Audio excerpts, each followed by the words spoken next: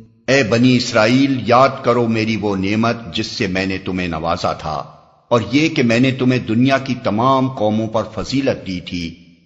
اے بنی اسرائیل۔ یہاں سے ایک دوسرا سلسلہ تقریر شروع ہوتا ہے جسے سمجھنے کے لیے حسب ذیل امور کو اچھی طرح ذہن نشین کر لینا چاہیے۔ ایک، حضرت نوح علیہ السلام کے بعد حضرت ابراہیم علیہ السلام پہلے نبی ہیں جن کو اللہ تعالیٰ نے اسلام کی عالمگیر دعوت پھیلانے کے لیے مقرر کیا تھا۔ انہوں نے پہلے خود عراق سے مصر تک اور شام و فلسطین سے ریگستان عرب کے مختلف گوشوں تک برسوں گشت لگا کر اللہ کی اطاعت و فرما برداری یعنی اسلام کی طرف لوگوں کو دعوت دی۔ پھر اپنے اس مشن کی اشاعت کے لیے مختلف علاقوں میں خلیفہ مقرر کیے، شرق اردن میں اپنے بھتیجے حضرت لوط علیہ السلام کو، شام و فلسطین میں اپنے بیٹے حضرت اسحاق علیہ السلام کو، اور اندرون عرب میں اپنے بڑے بیٹے حضرت اسماعیل علیہ السلام کو مامور کیا۔ پھر اللہ تعالیٰ کے حکم سے مکے میں وہ گھر تعمیر کیا جس کا نام کعبہ ہے، اور اللہ ہی کے حکم سے وہ اس مشن کا مرکز قرار پایا۔ دو، حضرت ابراہیم علیہ السلام کی نسل سے دو بڑی شاخیں نکلی۔ ایک حضرت اسماعیل علیہ السلام کی اولاد جو عرب میں رہی، قریش اور عرب کے بعد دوسرے قبائل کا تعلق اسی شاخ سے تھا، اور جو عرب قبیلے نسلاً حضرت اسماعیل کی اولاد نہ تھے وہ بھی چونکہ ان کے پھیلائے ہوئے مذہب سے کم و بیش متاثر تھے اس لیے وہ اپنا سلسلہ انہی سے جوڑتے تھے۔ دوسرے حضرت اسحاق علیہ السلام کی اولاد جن میں حضرات یعقوب علیہ السلام، یوسف علیہ السلام، موسیٰ علیہ السلام، داؤد علیہ السلام، سلیمان علیہ السلام، یحییٰ علیہ السلام، عیسیٰ علیہ السلام اور بہت سے انبیاء علیہم السلام پیدا ہوئے۔ اور جیسا کہ پہلے بیان کیا جا چکا ہے، حضرت یعقوب علیہ السلام کا نام چونکہ اسرائیل تھا اس لیے یہ نسل بنی اسرائیل کے نام سے مشہور ہوئی۔ ان کی تبلیغ سے جن دوسری قوموں نے ان کا دین قبول کیا انہوں نے یا تو اپنی انفرادیت ہی ان کے اندر گم کر دی یا وہ نسلاً تو ان سے الگ رہے مگر مذہباً ان کے متبع رہے۔ اسی شاخ میں جب پستی و تنزل کا دور آیا تو پہلے یہودیت پیدا ہوئی اور پھر عیسائیت نے جنم لیا۔ تین، حضرت ابراہیم کا اصل کام دنیا کو اللہ کی اطاعت کی طرف بلانا اور اللہ کی طرف سے آئی ہوئی ہدایت کے مطابق انسانوں کی انفرادی و اجتماعی زندگی کا نظام درست کرنا تھا۔ وہ خود اللہ کے مطیع تھے، اس کے دیے ہوئے علم کی پیروی کرتے تھے، دنیا میں اس علم کو پھیلاتے تھے اور کوشش کرتے تھے کہ سب انسان مالک کائنات کے مطیع ہو کر رہیں۔ یہی خدمت تھی جس کے لیے وہ دنیا کے امام و پیشوا بنائے گئے۔ ان کے بعد یہ امامت کا منصب ان کی نسل کی اس شاخ کو ملا جو حضرت اسحاق علیہ السلام اور حضرت یعقوب علیہ السلام سے چلی اور بنی اسرائیل کہلائی۔ اسی میں انبیاء پیدا ہوتے رہے، اسی کو راہ راست کا علم دیا گیا، اسی کے سپرد یہ خدمت کی گئی کہ اس راہ راست کی طرف اقوام عالم کی رہنمائی کرے، اور یہی وہ نعمت تھی جسے اللہ تعالیٰ بار بار اس نسل کے لوگوں کو یاد دلا رہا ہے۔ اس شاخ نے حضرت سلیمان علیہ السلام کے زمانے میں بیت المقدس کو اپنا مرکز قرار دیا، اس لیے جب تک یہ شاخ امامت کے منصب پر قائم رہی بیت المقدس ہی دعوت اللہ کا مرکز اور خدا پرستوں کا قبلہ رہا۔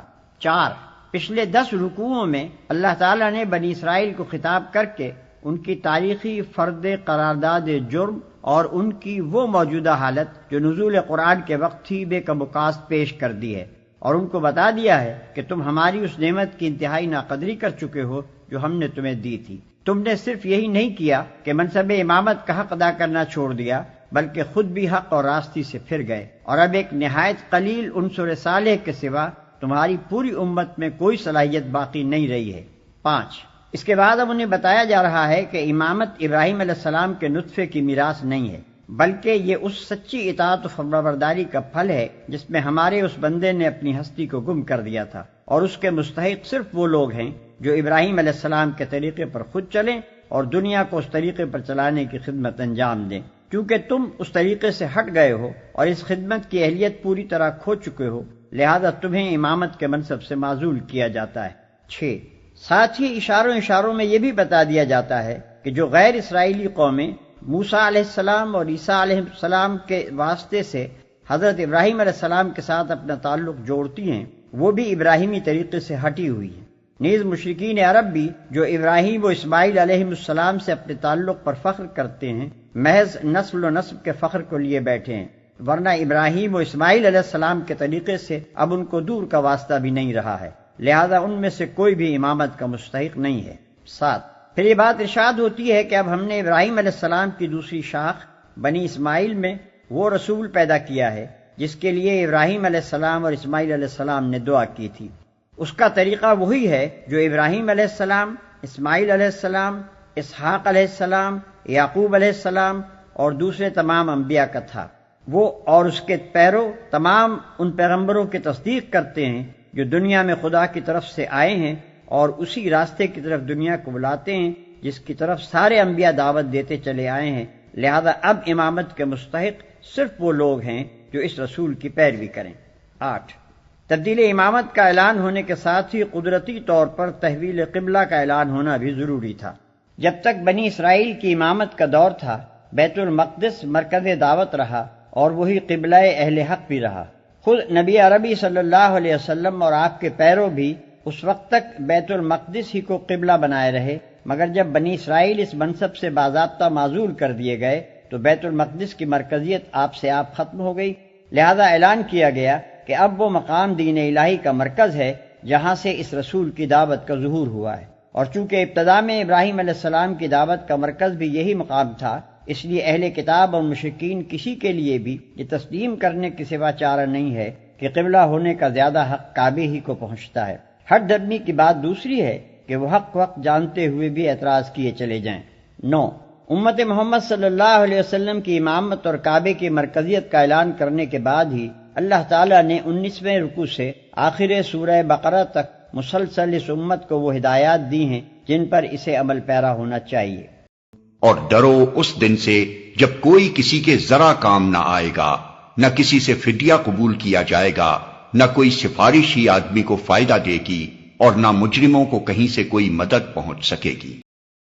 یاد کرو کہ جب ابراہیم کو اس کے رب نے چند باتوں میں آزمایا اور وہ ان سب میں پورا اتر گیا تو اس نے کہا، میں تجھے سب لوگوں کا پیشوا بنانے والا ہوں۔ ابراہیم نے عرض کیا، اور کیا میری اولاد سے بھی یہی وعدہ ہے؟ اس نے جواب دیا، میرا وعدہ ظالموں سے متعلق نہیں ہے۔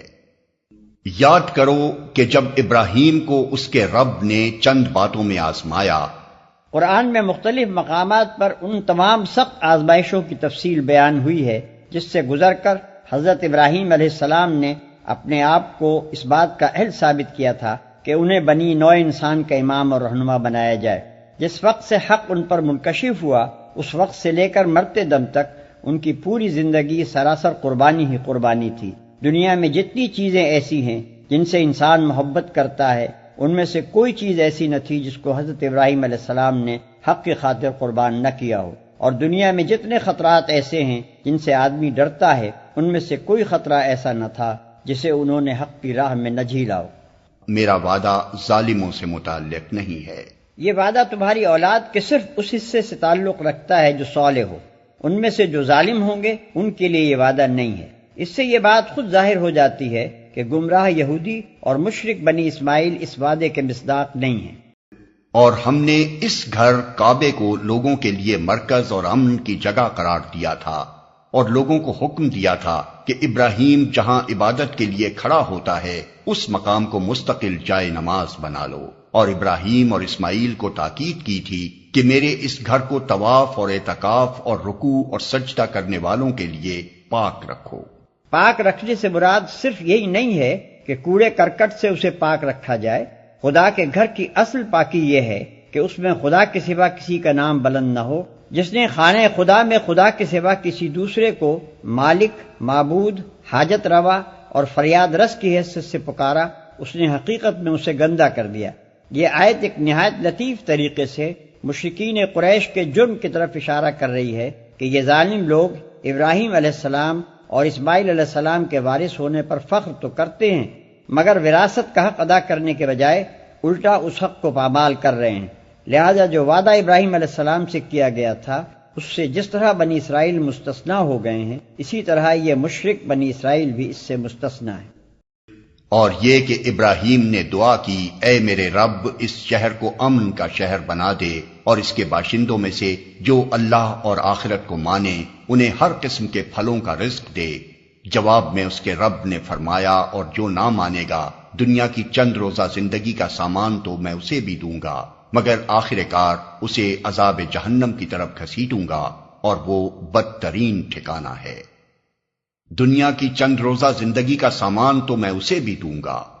حضرت ابراہیم علیہ السلام نے جب منصب امامت کے متعلق پوچھا تھا تو ارشاد ہوا تھا کہ اس منصب کا وعدہ تمہاری اولاد کے صرف مومن و صالح لوگوں کے لیے ہے، ظالم اس سے مستثنا ہے۔ اس کے بعد حضرت ابراہیم علیہ السلام رزق کے لیے دعا کرنے لگے، تو سابق فرمان کو پیش نظر رکھ کر انہوں نے صرف اپنی مومن اولاد ہی کے لیے دعا کی، مگر اللہ تعالیٰ نے جواب میں اس غلط فہمی کو فوراً رفع فرما دیا اور انہیں بتایا کہ امامت صالحہ اور چیز ہے اور رزق دنیا دوسری چیز۔